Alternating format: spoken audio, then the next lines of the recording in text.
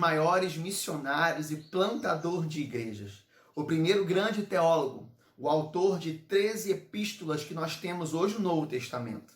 Além disso, ele foi responsável pela evangelização dos gentios, pelo qual o evangelho chegou até nós. De quem eu estou falando? Dele mesmo, do apóstolo Paulo. Por isso, pegue a sua Bíblia, acesse a sua revista, acomode-se, porque a nossa aula já vai começar.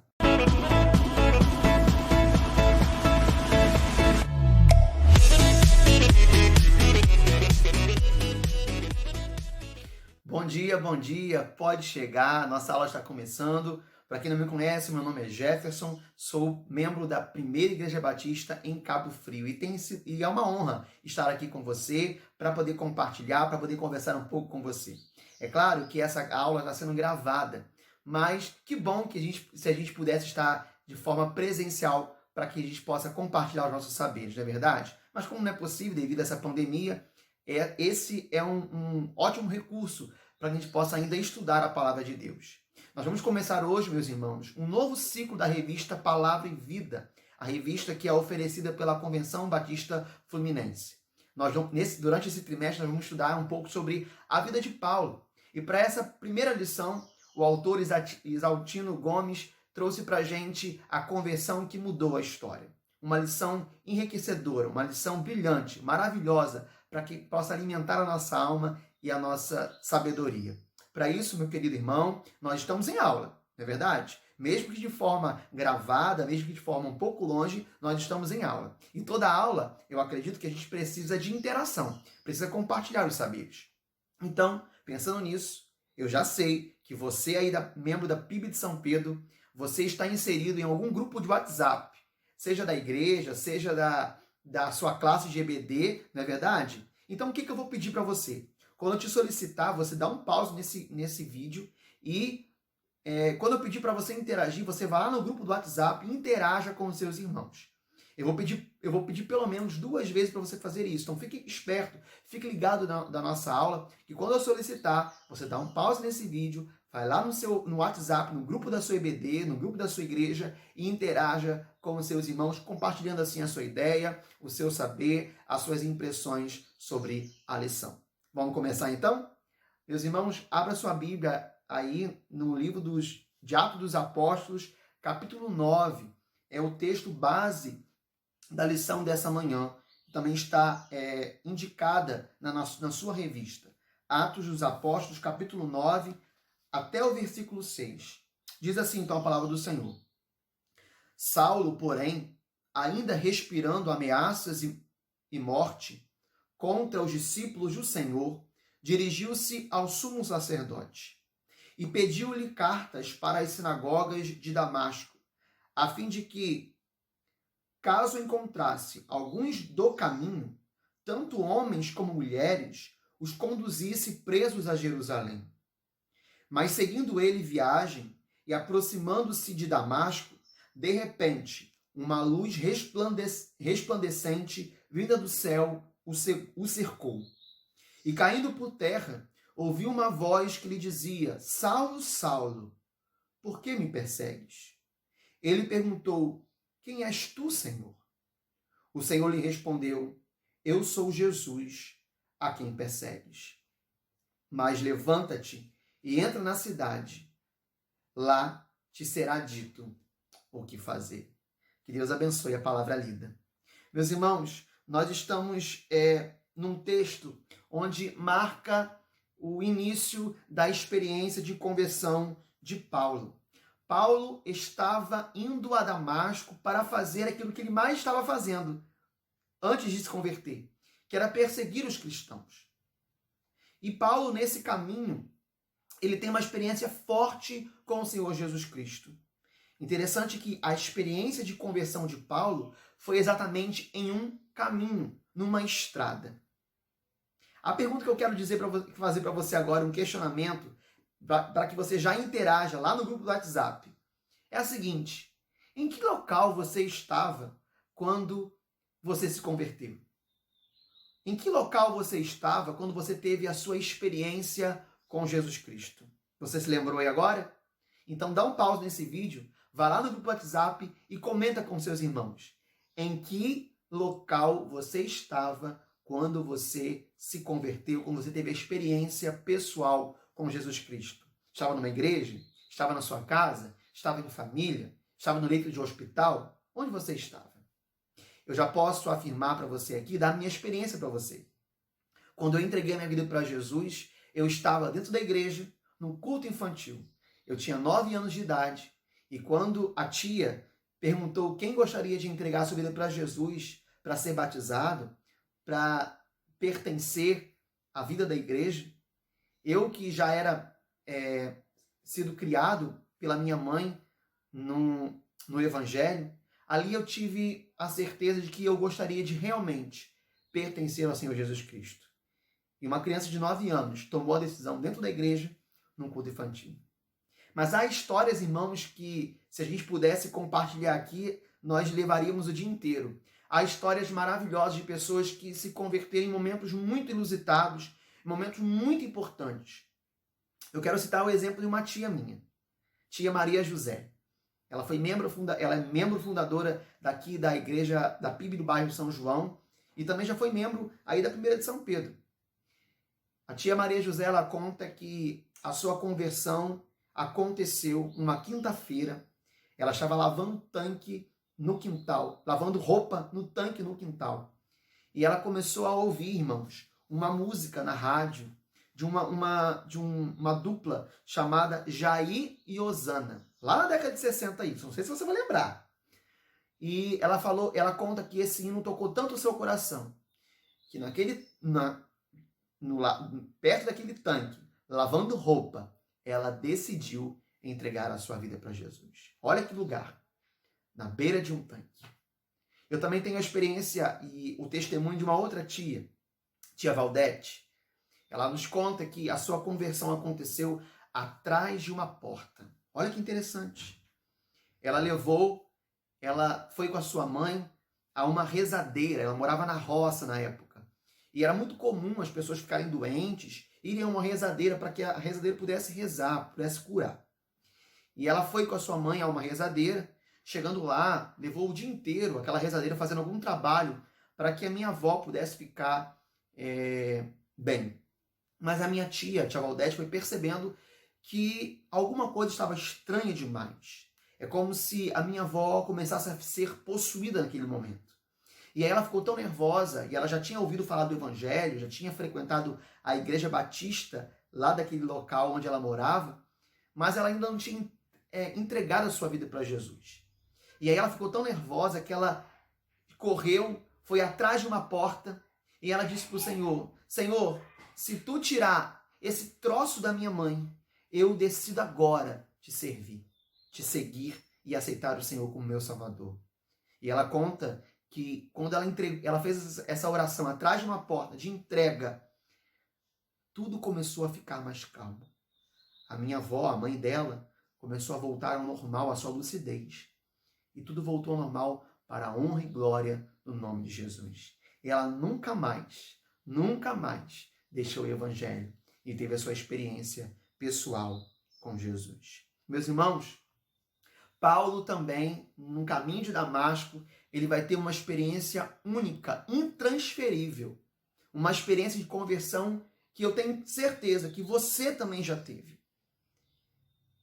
Isso não importa se foi numa igreja, não importa se foi atrás de uma porta, não importa se foi num culto infantil, não importa se foi no leito de hospital. O que importa é que você já entregou a sua vida para Jesus.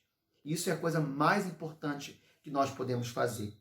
A experiência de conversão de Paulo, sem dúvida, é um dos momentos mais importantes do Novo Testamento, pois nos evidenciam duas coisas. A conversão de Paulo traz para a gente dois grandes ensinamentos. O primeiro é que é possível, irmãos, um homem, pela fé em Cristo, escrever uma nova história, mesmo que a sua história anterior seja manchada. Paulo era um homem que perseguia os cristãos. Era um homem culto, inteligente, conhecedor da lei, mas um homem ignorante quanto ao Evangelho, pois ele perseguia aqueles que estavam espalhando o amor de Deus. Mesmo assim, Quando Paulo entregou a sua vida para Jesus, a sua história foi escrita de forma diferente, mesmo ele sendo um homem perseguidor. Há uma segunda consideração que a gente precisa fazer após a conversão de Paulo, que Jesus ele é acessível a qualquer pessoa, mesmo que de forma incrédula acreditemos que não tem mais jeito para a gente. Paulo é o exemplo de que quando Jesus entra na vida da pessoa, realmente há transformação. E Jesus, ele está para todos que queiram sentir a paz dele, todos que queiram sentir o amor, todos que queiram sentir a misericórdia de Jesus Cristo. Meus irmãos, o autor da lição, o saudoso pastor Exaltino Gomes, no final da introdução da revista, no finalzinho lá na página 15 ou 14, se eu não me engano, ele vai escrever algo muito interessante. Ele diz o seguinte: com mente e coração abertos, caminhemos pela vida e ensinos de Saulo de Tarso, depois Paulo, o cristão por excelência. Então, nós vamos começar agora a expandir um pouco nossa aula e entender quem foi Paulo, que importância Paulo traz para o Evangelho, que importância Paulo traz para a gente hoje, para que nós possamos aprender um pouco mais daquilo que ele escreveu, daquilo que ele foi à luz da palavra de Deus. Na página 15, meus irmãos, você pode acessar a sua revista, o autor ele vai começar a falar um pouquinho sobre a infância de Paulo. Bom, é bem verdade que Paulo ele era um judeu vindo da tribo de Benjamim, mas Paulo também ele nascido na cidade grega Tarso. Então Paulo ele é judeu porque ele veio da tribo de Benjamim, mas ele também nasceu na cidade grega de Tarso, na Sicília, onde hoje está localizado o país, a Turquia. Meus irmãos, Tarso naquela época era uma cidade muito relevante. Era uma cidade com muitos recursos, uma cidade muito importante para a época, para o Império Romano. E assim a gente já dá para deduzir por que Paulo teve uma educação tão excelente. Ele estava localizado numa cidade em que havia muitos recursos para isso. Alguns estudiosos vão defender a ideia de que Paulo era de uma família rica e uma família muito próspera, uma família muito respeitada.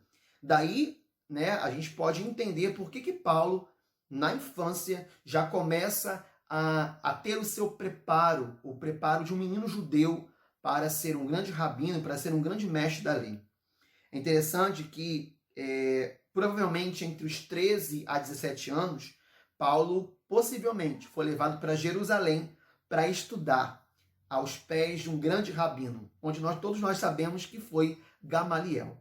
Então Paulo foi uma criança muito privilegiada, porque ele desde cedo ele teve contato com as escrituras, com a lei, com a Torá. Ele pôde ali começar a desenvolver o seu pensamento crítico, o seu pensamento religioso a respeito das leis. E depois ele vai para Jerusalém para poder aprender muito mais aos pés de Gamaliel.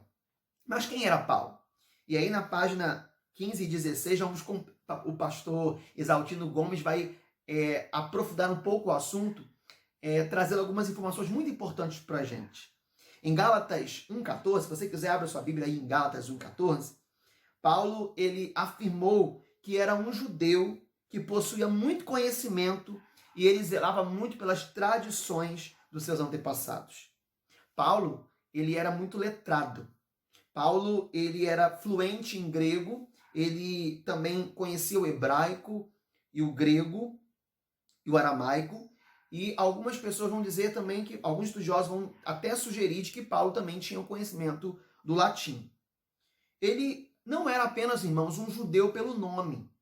Ele não era somente dizer, eu sou judeu porque eu, de forma, podemos dizer, pela raça, pela etnia. Mas Paulo, ele era um judeu de convicção, ele era um judeu que zelava pelas tradições, pelas doutrinas, pela lei. E Paulo sabia de todos os rituais e tradições que a lei trazia. Mas Paulo não sabia ainda do mais importante, que era sobre a graça salvadora de Cristo Jesus. há um detalhe muito importante na vida de Paulo que a gente merece destacar aqui. Paulo, ele era judeu, mas ele tinha cidadania romana. E essa cidadania romana foi extremamente importante para que Paulo pudesse expandir mais o evangelho naquela época. E eu explico por quê. É bem verdade que em muitas vezes, se Paulo não fosse cidadão romano, talvez Paulo teria morrido mais rápido. Se Paulo talvez não fosse um cidadão romano, Paulo teria apanhado muito mais. Quer ver só uma coisa? Abra sua Bíblia aí em Atos dos Apóstolos, capítulo 22, versículo 27 ao 29. Olha o que interessante que vai acontecer aqui. O comandante vai se assustar ao saber que Paulo ele é um cidadão romano. Olha o que diz a palavra de Deus. Atos dos Apóstolos, a partir do versículo 27. Então, o comandante veio e lhe perguntou: dize-me, tu és cidadão romano? Ele respondeu: sou. Disse o comandante: eu paguei uma grande soma em dinheiro para adquirir esse direito de cidadão. Paulo disse: mas eu sou por direito de nascimento. Então aqueles que estavam para interrogá-lo recuaram de imediato.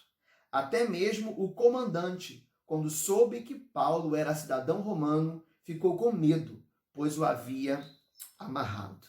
Aqui, irmãos, a gente vai ver que uma situação muito inusitada. O comandante que agora amarra Paulo, que prende Paulo, se assusta, porque descobre que Paulo é um cidadão romano. E por que ele tem essa reação? Por que ele fica com medo de ter amarrado Paulo? Meus irmãos, é bem verdade que naquela época, e aqui eu trago um fundo histórico, aquela época no Império Romano, nem todos que viviam no Império Romano eram cidadãos romanos. Hoje é diferente.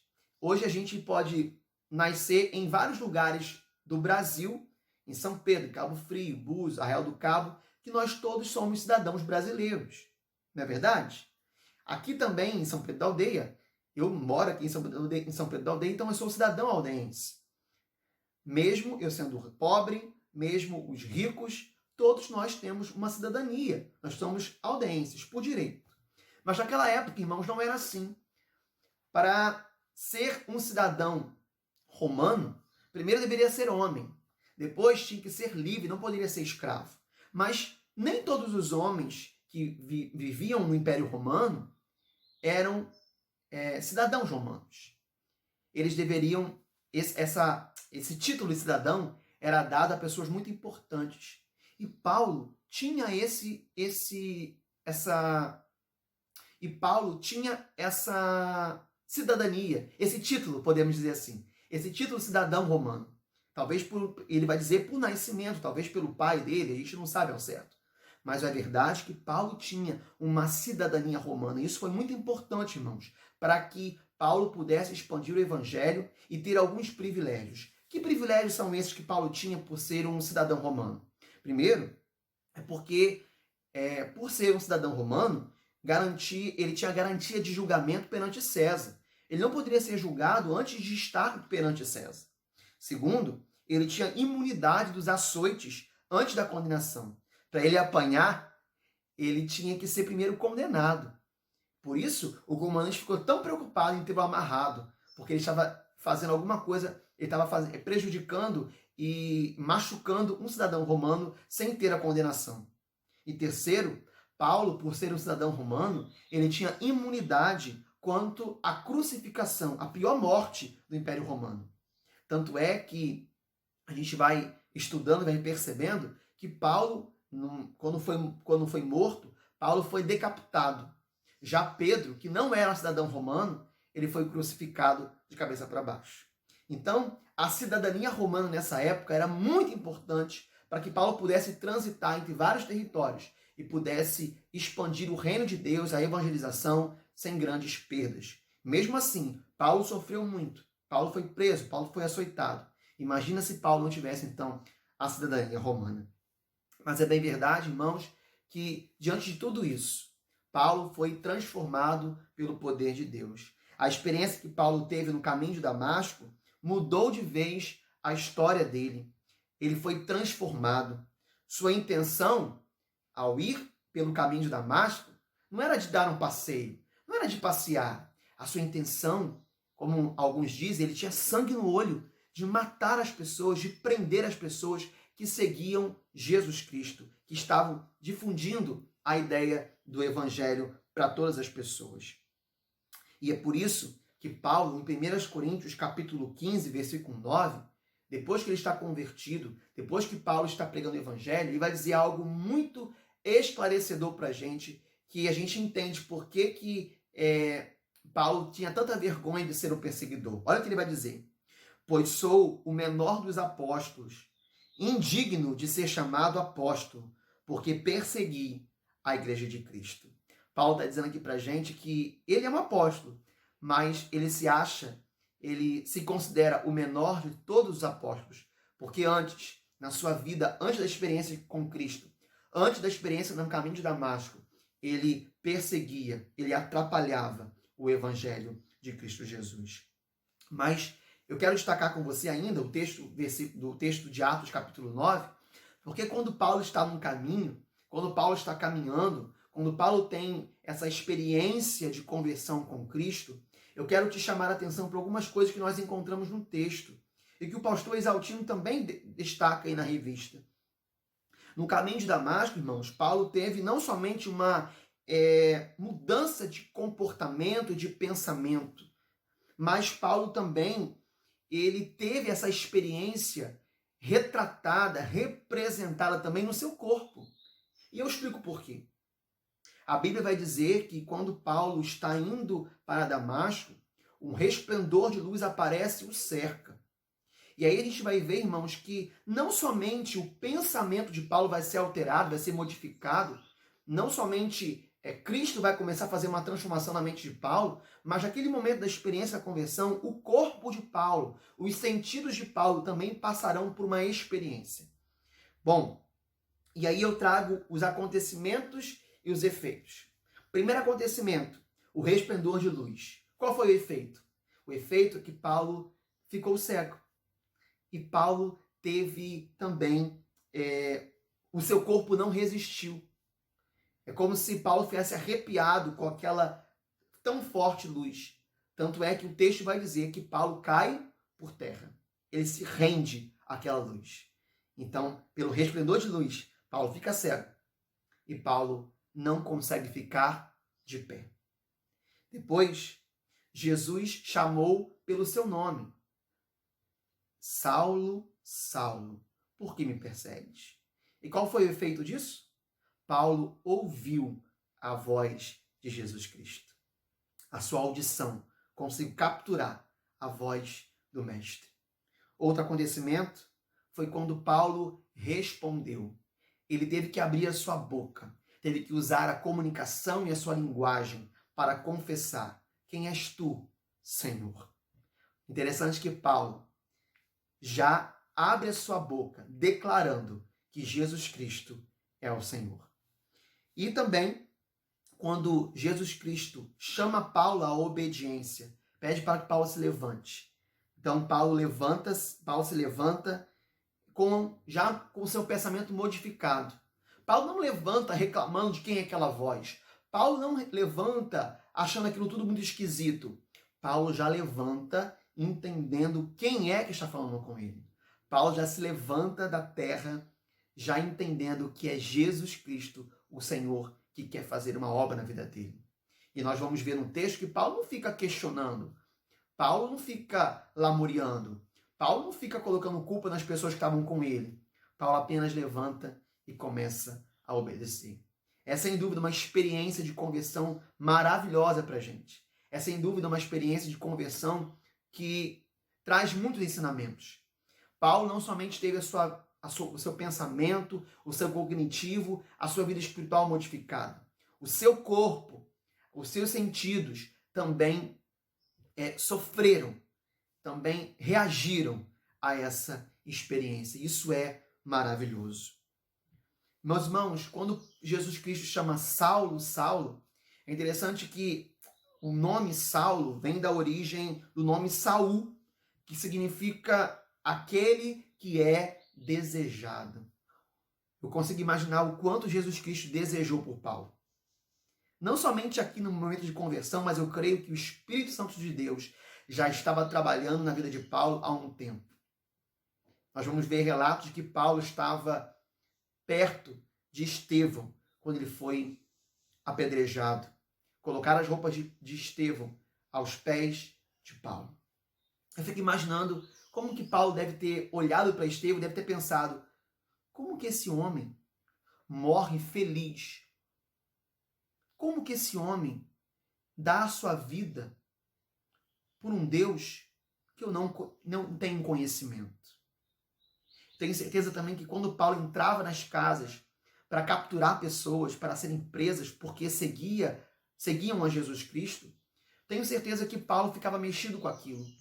Porque quanto mais as pessoas capturavam os crentes, mais a igreja de Jesus Cristo se fortalecia. Como que isso era palpável? Como que poderia acontecer isso? Quanto mais presos, mais a igreja de Jesus Cristo crescia. Eu tenho certeza que todos esses eventos foram mexendo com o coração de Paulo, até o ponto de Jesus Cristo dizer, Saulo, Saulo. Em outras palavras, meu desejado, por que você me persegue? Interessante que eu estava vendo essa semana um vídeo, até mesmo estudando para esse momento aqui, onde um palestrante vai dizer o seguinte, olha, muitas pessoas acreditam que Jesus Cristo que mudou o nome de Saulo para Paulo. Aí ele faz uma piada dizendo o seguinte, olha, não teve esse momento de Jesus Cristo falando, olha, eis que te digo, Saulo, agora você vai ser Paulo. É verdade, meus irmãos, não tem esse momento. Saulo, agora Paulo, ele vai usar esse nome, irmãos, Paulo, porque, como eu posso dizer para vocês entenderem melhor, é um nome que seria mais comercial no Império Romano. É um nome romano do nome Saulo. Então, para ele poder transitar melhor, viajar e expandir o evangelho, o nome Paulo seria mais estratégico, seria mais comercial, se assim eu posso dizer a grosso modo, para explicar melhor para você. Então, o nome Saulo vem da origem Saul, que significa aquele que é desejado. E Paulo modifica o seu nome por uma questão estratégica, por uma questão mesmo para que ele pudesse ter mais abertura em outros lugares, usando o nome Paulo, que era um nome romano. Nós estamos agora, irmãos, no ponto 4, na sua revista, Disposição para o Serviço. Paulo, irmãos, não foi bem aceito pelas igrejas. Isso aqui a gente precisa considerar. Quando Paulo se converte no caminho de Damasco, Paulo ele se levanta e ele vai ser orientado por algumas pessoas. Mas é bem verdade que quando os discípulos, as outras pessoas, ficam sabendo que Paulo se converteu, há uma incredulidade no ar. Eles não conseguem imaginar, não conseguem acreditar que aquele cara que perseguia tanto a igreja teve encontro pessoal com Jesus Cristo. Talvez, meus irmãos, a gente pode pensar assim, poxa, mas os discípulos poderiam ser maleáveis. Poxa, como que os discípulos são incrédulos dessa forma? E se eu dissesse para você que a gente também age dessa mesma forma? Paulo, se chegasse hoje nas nossas igrejas, será que nós o receberíamos bem?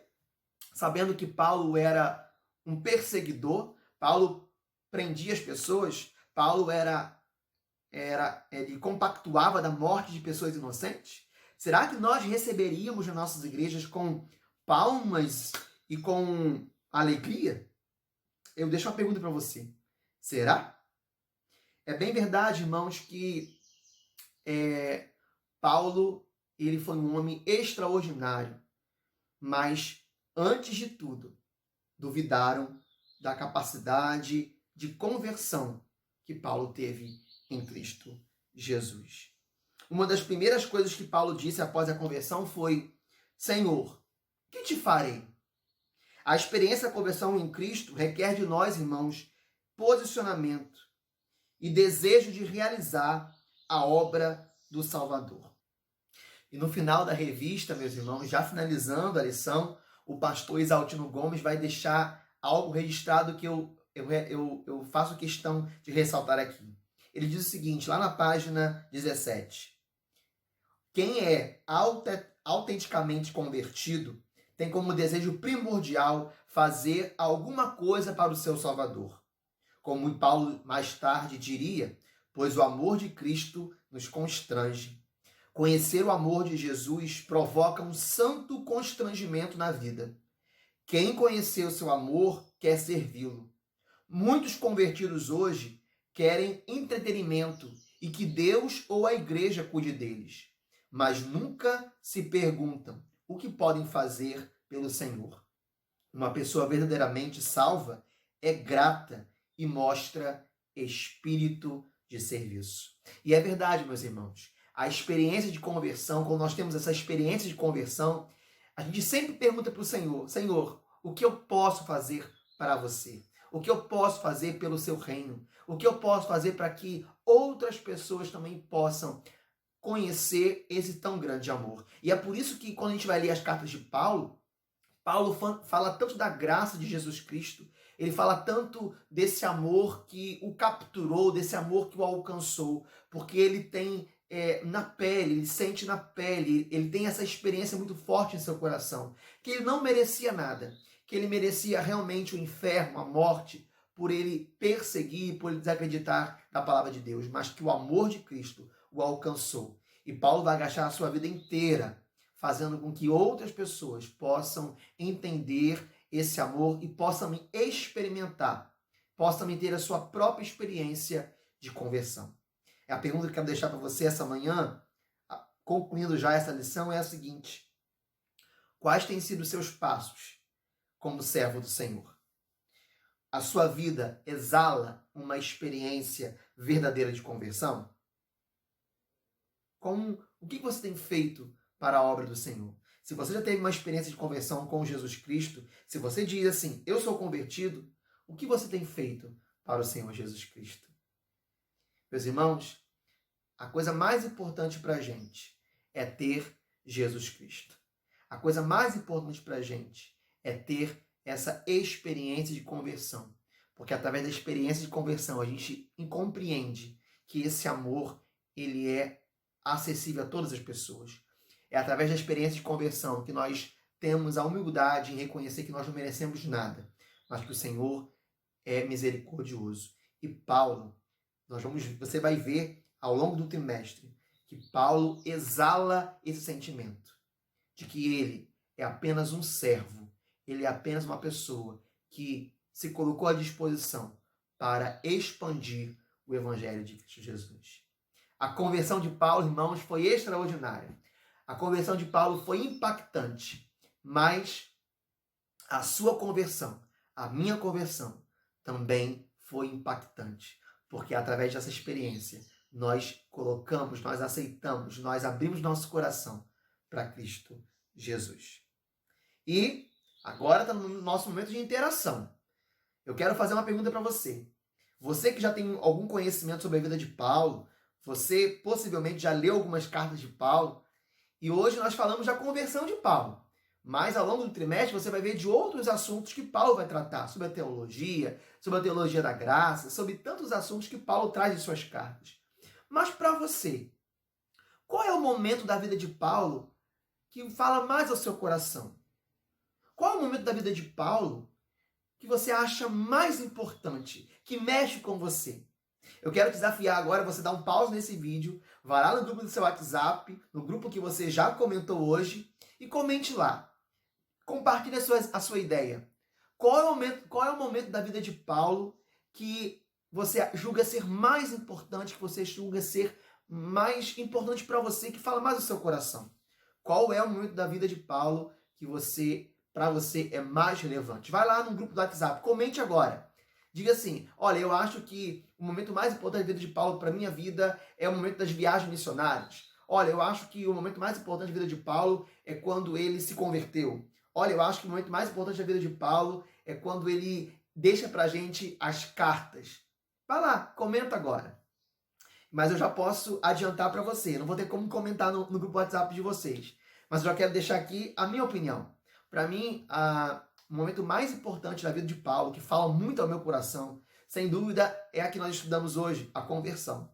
Mas também é um momento que eu acho brilhante da vida de Paulo, acho muito bonito, é quando Paulo está escrevendo a segunda carta a Timóteo.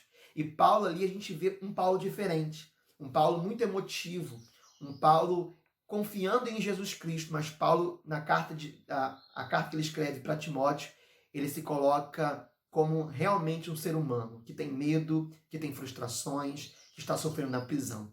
E para mim isso é maravilhoso, porque ele mostra para a gente, mesmo Paulo sendo um grande homem, um homem temente ao Senhor, era um homem assim como eu e como você.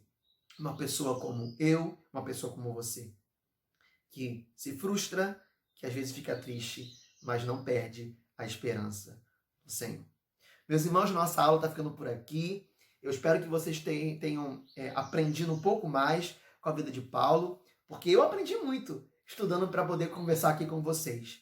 E não deixe de acompanhar as próximas lições trimestrais, que vão ser dados com certeza por pessoas melhores do que eu. Mas muito obrigado pela sua companhia. Fique com Deus e até a próxima.